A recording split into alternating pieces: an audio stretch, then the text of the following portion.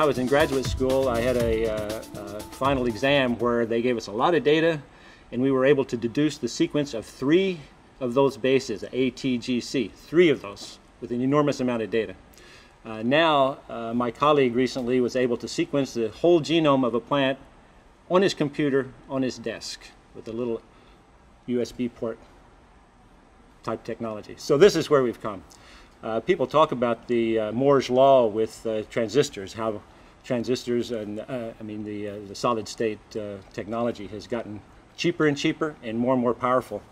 The change in DNA sequence is even more fast. That is, it's more rapidly increasing in power and decreasing in cost. So what that's enabled is that that part of the whole thing, is to discover what the DNA actually has in it, has become essentially no cost relative to everything else that we need to do.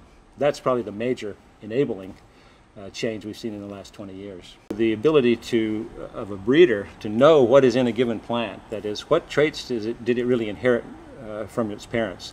Now we can go to 23andMe or some of these groups and we can find out our ancestry. Breeders need that because what they're doing is trying to go forward. They say, which plants do I need to keep? Which plants do I throw away? I want to keep the ones that I've collected my best traits in. Which ones are those? Well, if you have to wait, if it's a trait, say fruit ripening or flavor, and you have to wait to grow the whole plant, taste it, sample it to know what you've got, that's a lot of work. If I can take a seed, a little seedling, analyze it and say, oh, it has all the genes I need, I don't need to keep this other 10,000. That's an enormous efficiency and savings.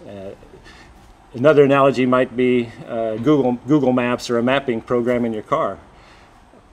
We can hardly realize we lived without them. So try to think you're a breeder and you're trying to go somewhere in terms of breeding your crops and you don't even have a map.